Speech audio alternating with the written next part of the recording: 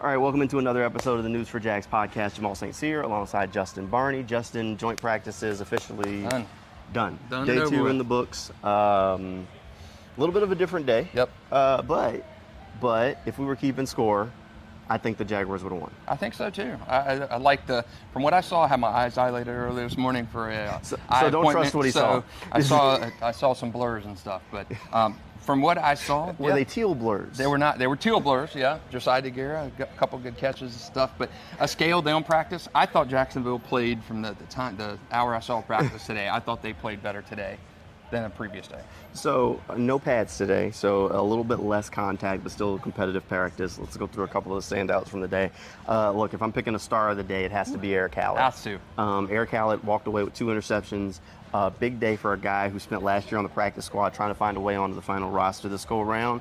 Hallett, I mean, it was like one of those days where, everything just falls right to you. Tip pass falls right to him. Happened twice. Just right into his lap. He converted on it. Good day for Eric Hallett, a guy who's really he's still trying to find his niche. Yeah, and he had some sticky coverage along the way, too. A couple incomplete passes that went his direction. Devin Lloyd got the big palms on a Kyle Trask pass for that last one. Would have been a pick 6 in the game had Hallett been able to not be touched down.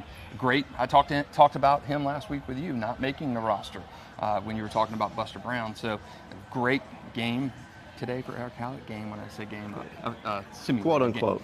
But great game, great outing today for Eric Hallett, a guy we really need to see a lot from in this crowded rotation. I hung out right at the defense, so another guy on the defense that had a pretty good day, Andre Cisco, came up with the interception during 7-on-7. And red zone 7-on-7 really isn't geared toward the defense. So for him to come up with an interception, pretty good day for 5. Yep. I'm trying to think about who else really stood out today. Tyson Campbell was okay. Sticky coverage going against guys like Mike Evans, so that's pretty difficult. Jarian Jones had a up and down kind of day. Gave up 1 touchdown in the corner. I mean, really got cooked, but he came back and he was talking his talk a little bit. So I like the feistiness that Jarian was out there, but he did bounce back with a pass breakup on a shorter pass.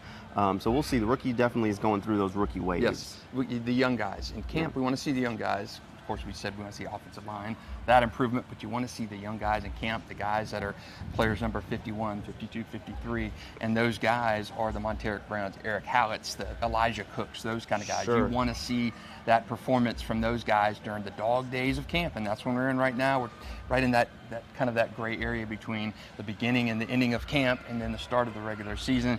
Starters are not going to play probably much at all on Saturday night, so it is important for guys, the Eric Hallett's coming off, can he build on this practice today? Can a guy like Javon Foster build on a difficult week and improve in that game on Saturday night? So the young guys, let's see what they can do. So let's flip the script over to the offense, and we're not talking a whole lot about the offensive line or the defensive line. I know there's some concerns about the offensive line after yesterday, but they weren't in pads, so there's not a whole lot of a great look you're going to get. We'll get another look at some of those younger guys on Saturday when they do play the game.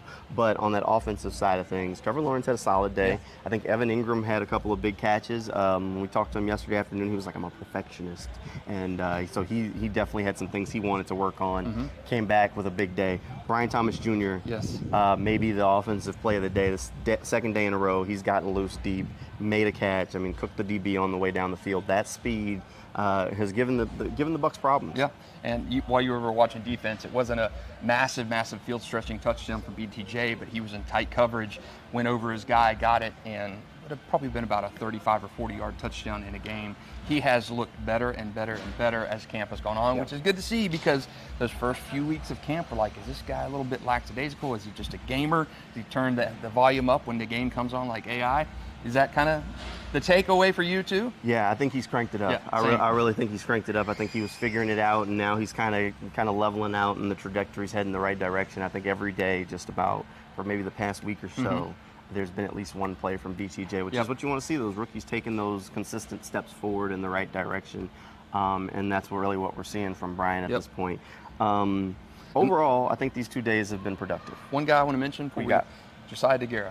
Oh, yeah, big catch on the sideline, man. A very, very nice catch in traffic on the sideline. He has been a guy that kind of just almost reminds me of Garrett Prince last year. We saw that emergence in training camp. Sure. Garrett Prince didn't end up making the final roster, but man, he has looked good. He had a great preseason game the other night, and 2 catches today that I really thought were not just run-of-the-mill catches, impressive catches from the free agent tight end. You know, it's interesting. I didn't think he would push for a roster spot, but now I feel like he is. The problem is there's so much competition at the tight end spot.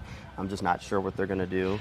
So we'll keep an eye there. A couple of injury things. Who do you keep tight end? You keep 4 of them this year? You can't keep 4. You can't keep 4 unless he's a core special teams guy. A couple of quick injury things. Eric Armstead's still not practicing. Keelan Robinson's in a boot. With Robinson out, they had Tank Bigsby back returning kicks with Duvernay today, which Tank looks good in that kickoff returner spot. Nobody else, I don't think, left practice with any injuries.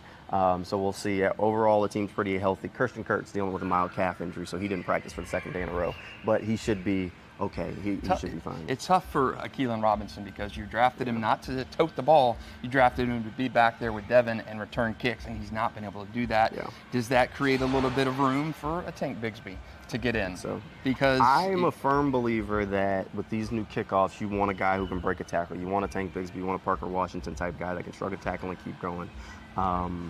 And I could see them changing course on where they went with maybe a Duvernay or a Keelan Robinson quickly as teams learn more about these kickoffs. Right. So, I mean, only time will tell. We'll see what it all turns out to be. The season's right around the corner. Jaguars have a preseason game coming your way on Saturday. We'll have another Teal the Show coming your way tomorrow night at 11:20 on Channel 4. We got plenty of coverage from both days of joint practices over on News4JAGs.com. If you click on that sports page, this podcast, training camp notebooks, and video from both days of practice, you'll be able to track down there. No more fans. This was the last day for no more fans. too. Just kind of closed it out. People were asking me, are they wrapping up training camp? I was like, no, they're not wrapping up training camp, but they are wrapping it up for fans. But even still, no fans will be there, but we'll still have plenty of content coming your way throughout until the Jaguars do wrap up preseason and training camp. So you want to make sure that you stick with us, check every day. We got you covered. Thanks for hanging out with us on this episode of the podcast, and we'll see you next time.